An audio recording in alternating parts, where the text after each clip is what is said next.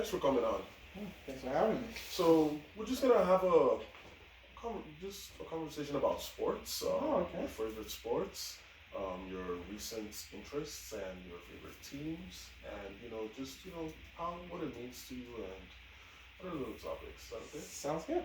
All right. So would you say you are very interested in sports? Oh, absolutely. I love just the myriad. I don't know if I use that word correctly, but I like a lot of sports, basically. Tell me the sports you like the most. If I had to rank them, between soccer and basketball are my two favorites. I like football. I watch a little bit of tennis, and I'm trying to think of anything else. That's and I watch the Olympics and other stuff, track and field and stuff. Yeah, that's about I'm curious as to what started your love for sports. Which one came first? First of all, I was born in Nigeria. Nigeria is a country that's really big on soccer, so that's just kind of where that started. Um, I really also in Nigeria. I think the NBA was on in Nigeria at like 3 o'clock in the morning, and so if I ever wanted to watch basketball, I'd have to like wake up and watch. Like wake up at like 2, 3 o'clock in the morning to watch that. That's why I really enjoyed that. We moved to Calgary. We kept watching sports, and then I found out about the NFL. Um, and that's kind of brought me to where I am here. So what I get is that this is, largely in some ways cultural for you.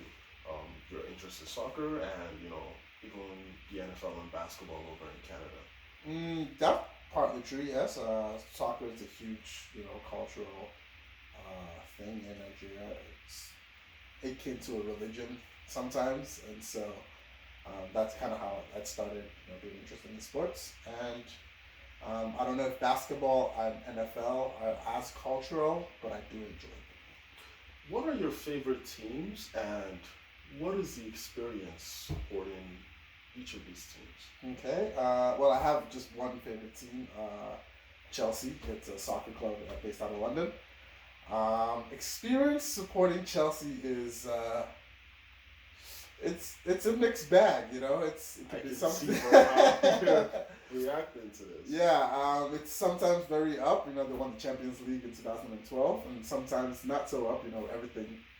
Champions League campaigns going up to 2012, and sometimes since. So When you respond, I sensed happiness, but I also sensed a little bit of reservation. yeah, that's unfortunately kind of the package. Being a sports fan, especially being a Chelsea fan, you deal with the highs, and you also deal with the lows. Kind of comes with the territory.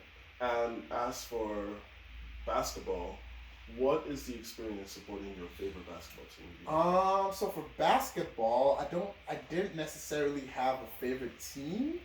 I just kind of started supporting the Raptors in like 2014 when I started watching basketball because they were the only team in Canada. And I was like, all right, cool. I love just basketball. My basketball fandom is more about the sport itself than it is about the teams, and so I like just different teams. So I like Portland Trailblazers, the Clippers are another team I like. Any team that has the young players with up and comers. I just really enjoy basketball for the sport. I don't necessarily have a team. So what I sense here is that you are, well, a lot less partisan with basketball, and you seem to value just the sport itself in terms of what each team or each conference, brings to the table. That is accurate. Yes. And as for football, what is the experience supporting your favorite It's football is weird because my first football game that I was supposed to go watch was the Super Bowl in 2011, where the Patriots played the Giants. Some stuff happened and I couldn't go, so I watched the highlights in school the next day. And the Patriots lost, and so I was like, oh, I kind of like this team that lost the Super Bowl, and so I started being a fan, without knowing too much about the NFL. Then you find out later, there are certain stereotypes. You come up being a New England fan, Boston sports fans, and then the Patriots end up being this dynasty that I had no idea about, and so I was like, all right, cool. So it's been good because they win a lot of games. But sometimes everybody kind of looks at you weird when you say like you're a Patriots fan because they kind of think you're hopping on the bandwagon. I sense a lot of nostalgia, but also a lot of pride in your team's accomplishments, given you've been a fan for quite some time now. Yeah, it's weird to look at other people's accomplishments as my own, because I had very little to do with the Patriots win. But that is true. You know, there's a certain sense of pride when a team that you support wins their sport.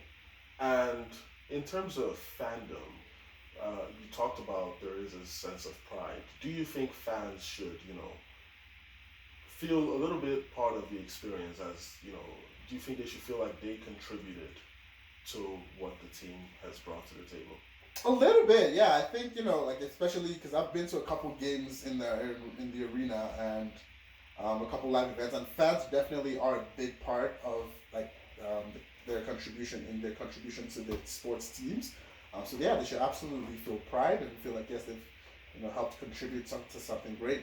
Especially when the Raptors started in Toronto, basketball was still not as big as it was in other places in the world, but it was kind of new to Toronto. And so the fans that were on the ground floor of going to Raptors games and at the time probably as little going Vancouver Grizzlies games, kind of they should feel like yes, the culminating, especially with the Raptors winning the NBA championship not so long ago, they should definitely feel a part of that experience and bring in something great to the city. Tell me more about some of the differences in the fandom in terms like in these different sports. Some of the subtle differences you. Ooh, that's a good question.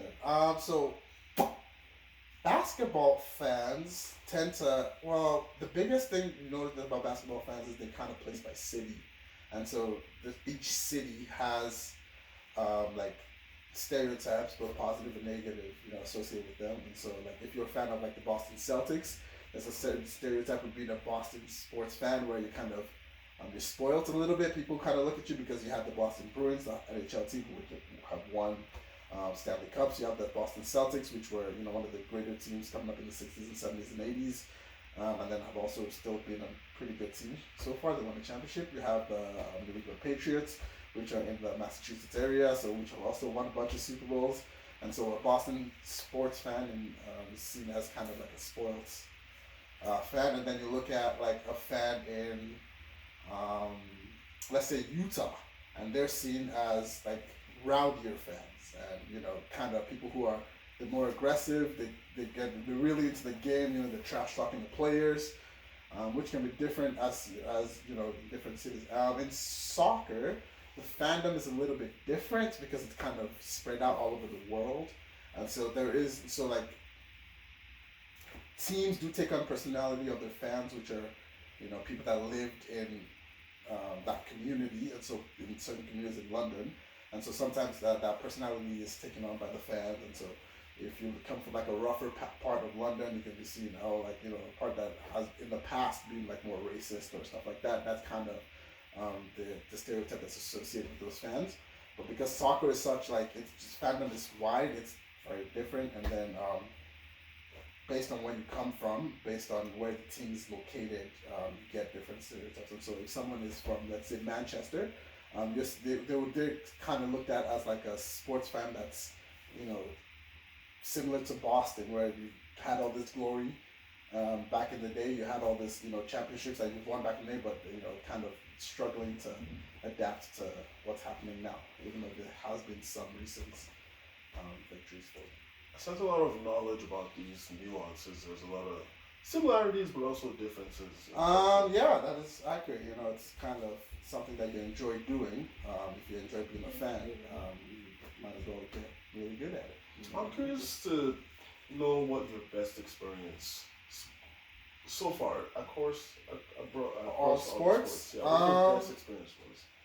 Best experience, I don't think I have one. I do have multiple, like really good experiences. And so Chelsea, like I said, winning the 2012 Champions League trophy. I was in New York when that happened. That was a really good experience for me because I'd watched them. They lost in 2008. They had a couple semifinals losses, and so I'd watched them lose, and so I was really happy that they won.